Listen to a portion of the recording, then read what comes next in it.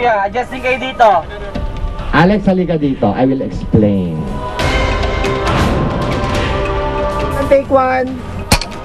Nang mabuo ang natatanging kwento ng Amaya, lumitaw ang isang hanay ng makukulay na mga tauhan na kailangang hanapan ng mga artistang magbibigay buhay sa mga ito. Si Bayang, madidiscover niya doon sa kamay ni Maya na ikaw yung itinakda. So, Hindi madali ang naging paraan sa pagpili. Nagkaroon ng napakaraming brainstorming. Mangyayari lang naman yan sa mga malalaking eksena. On any ordinary day, you see the Mahalikas walking that way, and then the Philippines reeling nasa gilid. Ang linaw ng difference, di ba? Auditions, Bumaba na talagang buwan para masilayan naman naman. workshops, at kung ano-ano pa. Kaya kayo nag-aaral ng Arnis kasi ang teorya ng historia, ang sword fight nun, pattern after Arnis movement.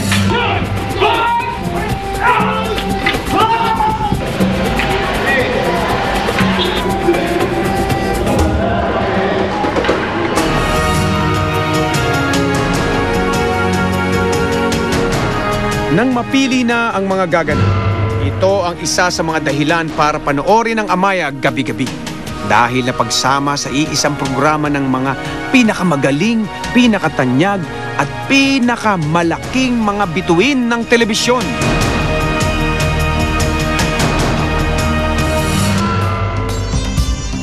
Sa mahigit 3 dekada ni Miss Lani Mercado sa showbiz, ngayon lang daw siya gaganap sa ganito kalaking produksyon. Ikaw ang aking liwanag, Amaya. Lalo't ika'y ka sa akin. Siya ang gaganap na ina ng bidang si Amaya.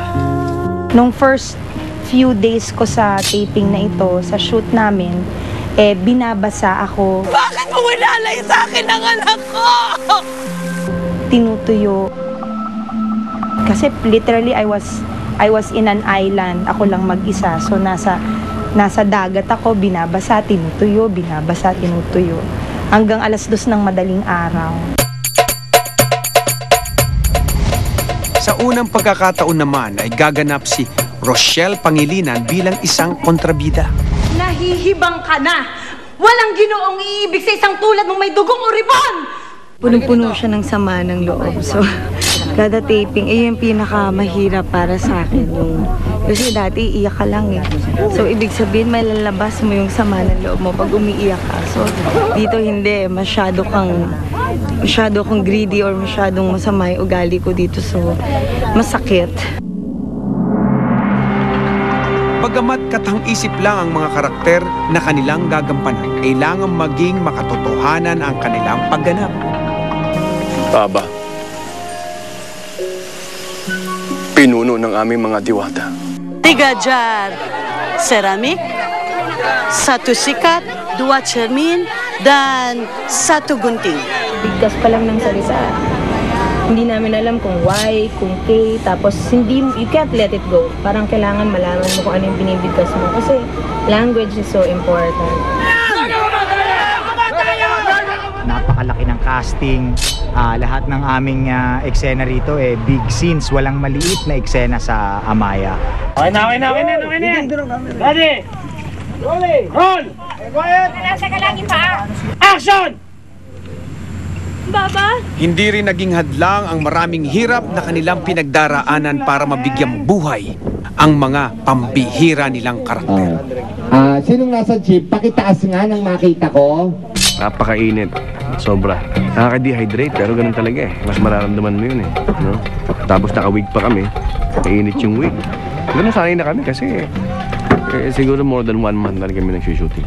Talo mo pang maging isang babae sa pag-costume nung role ko dito. Yung mga tattoo naman na yan, kaya marami yan. Yan ang nagsisimbolo ng mga napatay, yung mga nadaanan namin digmaan. So mas maraming tattoo, mas marami kang napatay.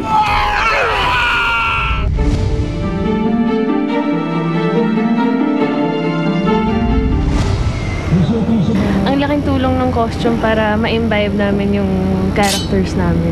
Parang feeling prinsesa talaga kami. Alalahanin mo yun. Ang mga pagganap daw nila sa epeksering Amaya, maituturing ding makasaysayan. Ito yung pinakamahirap na role na nagawa ko at pinakamasarap at the same time. Dahil bibihira ka lang makakagawa ng isang ganitong klaseng character. And kadalasan sa mga pang-festival na pelikula, pero ngayon masasaksihan yan sa TV.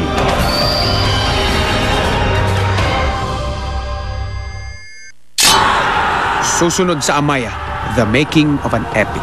Ang mga maaksyong eksena, kalkuladong bawat galaw, sa isang maling kilos, maaaring madisgrasya ang artista.